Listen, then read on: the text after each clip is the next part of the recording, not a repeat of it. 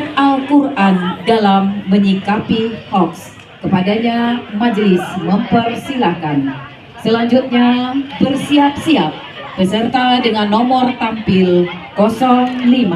Dek, di depan sini dek, kita dek. Gelap dek. Dek, sini kita dek. Soalnya ini kan iya kakak dek, kita tengok kakak dek. Dek, adek agak sini ya. Tengok kakak kan. Setan luka baru. Kameranya tak cantik.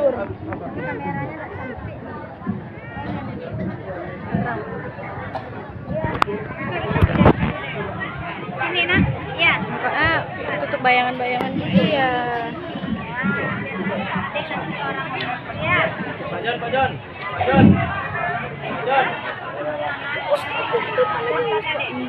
Oh, bisa digusur mana?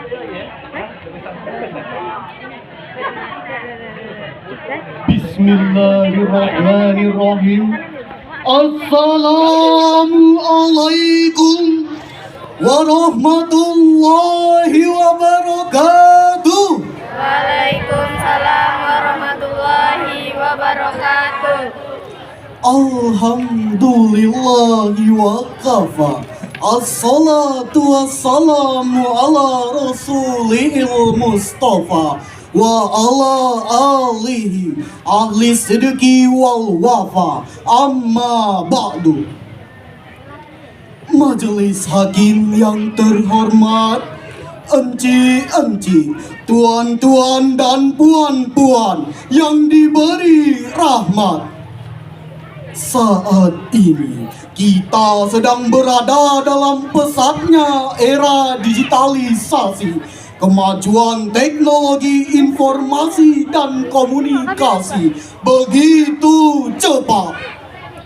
Media sosial menghadirkan kemudahan yang sangat luar biasa.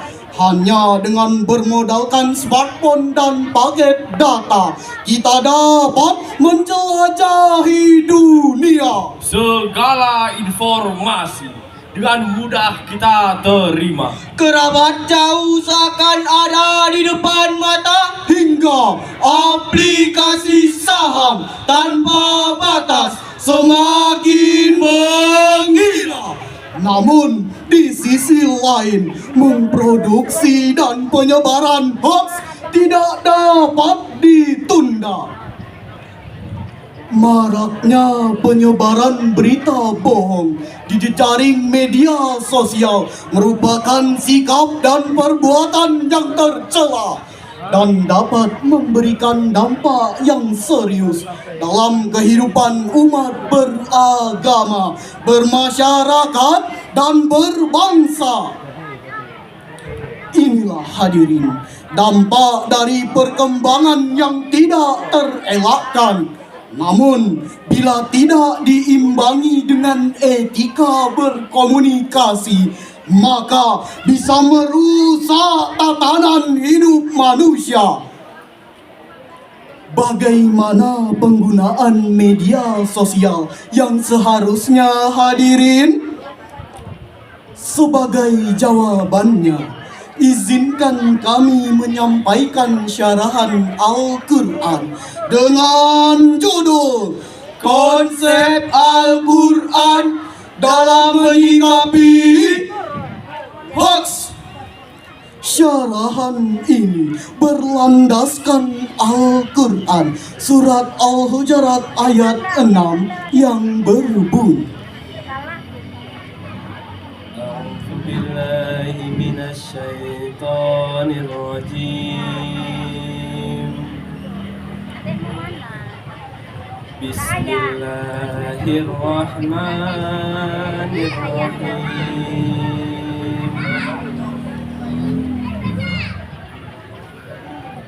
Ya ayyuhalladzina amanu in ja'akum fasiqun binaba'in fatabayyanu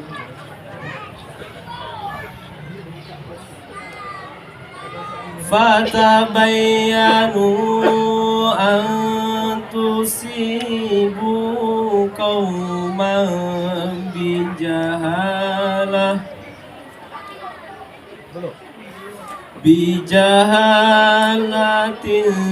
فتصبحوا على ما فعلتم نادمين. Aku berlindung kepada Allah dari godaan setan yang terkutuk dengan menyebut nama Allah yang Maha Pengasih lagi Maha Penyayang.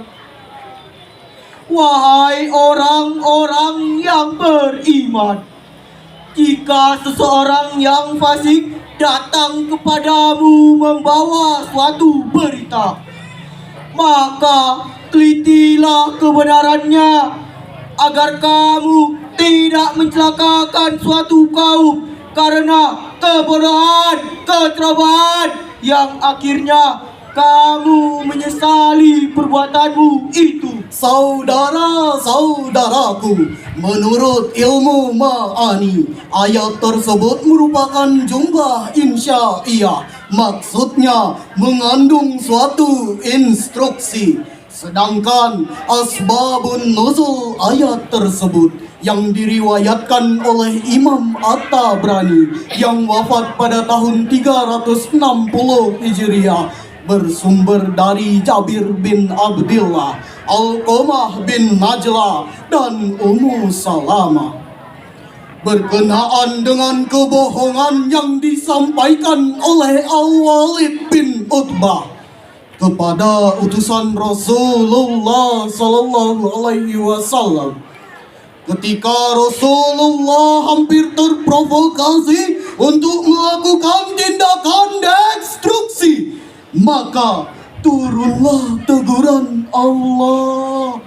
In ja'akum fasikum binaba'in fatabayyanu.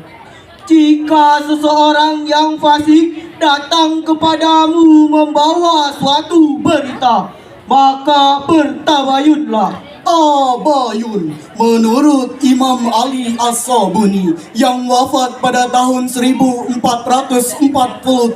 Hijriah dalam Sofwatut Tafasir, maksudnya Fasbutu min sihatil khobar.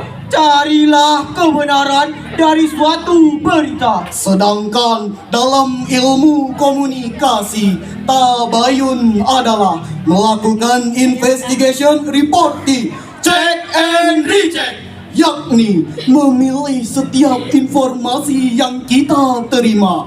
Dengan kata lain, ayat tersebut mengisyaratkan kepada kita agar di era digitalisasi ini kita dapat melakukan filterisasi terhadap setiap informasi yang masuk ke dalam rumah kita. Betul hadirin? Berdasarkan data Direktorat Cyber Mabes Polri, kasus hoaks dan ujaran kebencian di era smart technology saat ini menjadi trending topik. Kasus hate speech yang menyeret berbagai tokoh publik menjadi bukti lemahnya etika dalam bersosial media. Tuntunan jangan jadi tontonan, tontonan jangan jadi tuntunan. Sebagaimana yang diterangkan dalam Al-Quran Surat Ali Imran ayat 196 sampai 197 yang berbunyi, La yaghurrannaka taqallubul ladzina kafaru fil bilad.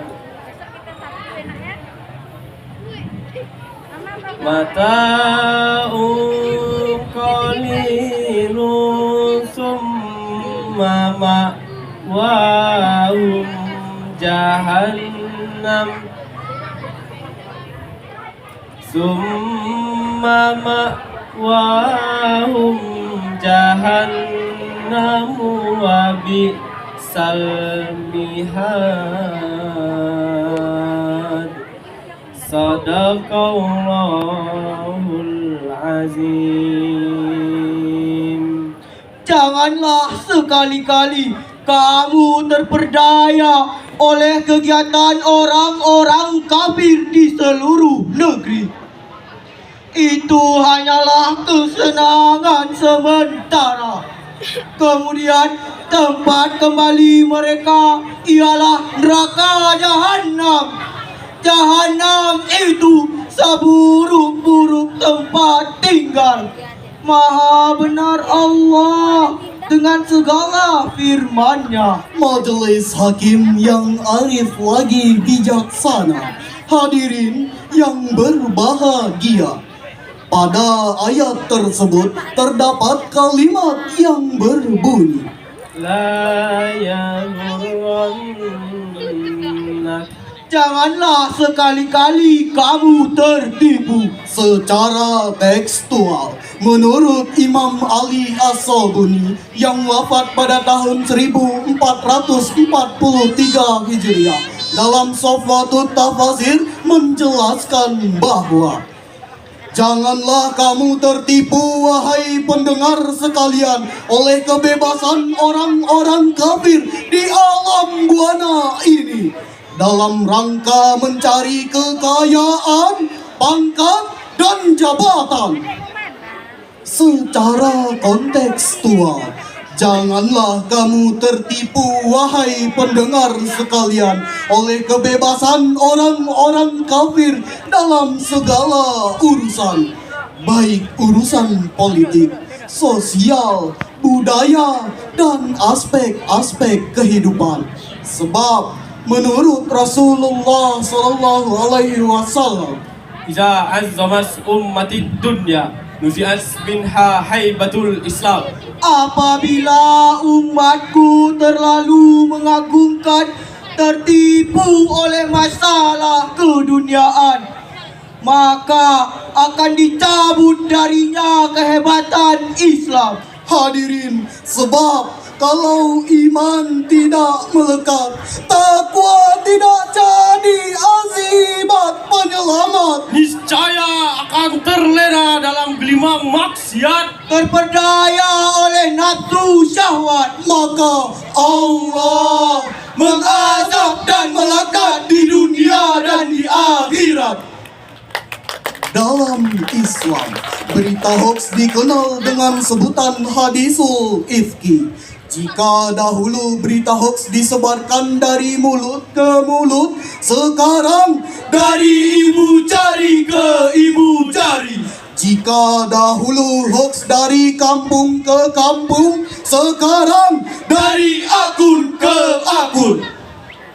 Berdasarkan hasil riset dailysocial.id, penyebaran informasi hoax paling banyak ditemukan di wall Facebook 82,25%, WhatsApp 56,55%, sedangkan penyebaran berita hoax di Instagram sebesar 29,48%. Sungguh jumlah yang sangat memprihatinkan.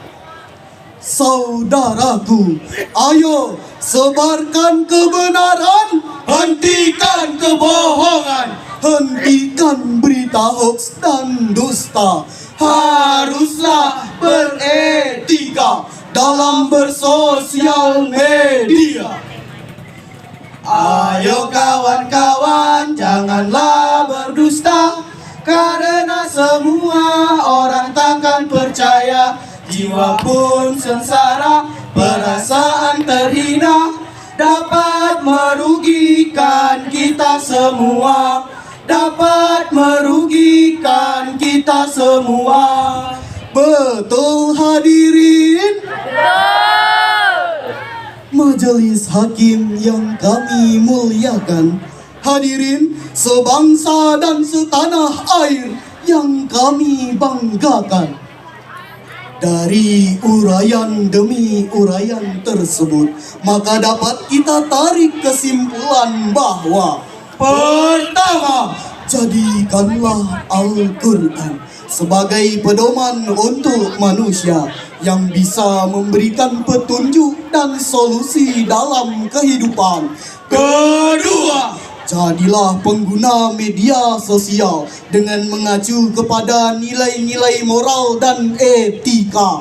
Ketiga, iman dan takwa merupakan kunci kesuksesan dalam membentengi diri di era revolusi industri digitalisasi. Keempat, jadilah insan menyuruh berbuat ma'ruf dan mencegah diri dari yang mungkar untuk kunci keselamatan dunia dan akhirat.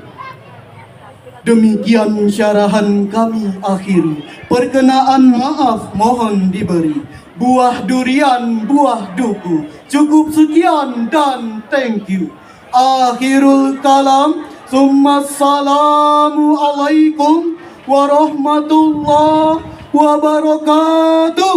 Waalaikumsalam warahmatullahi wabarakatuh.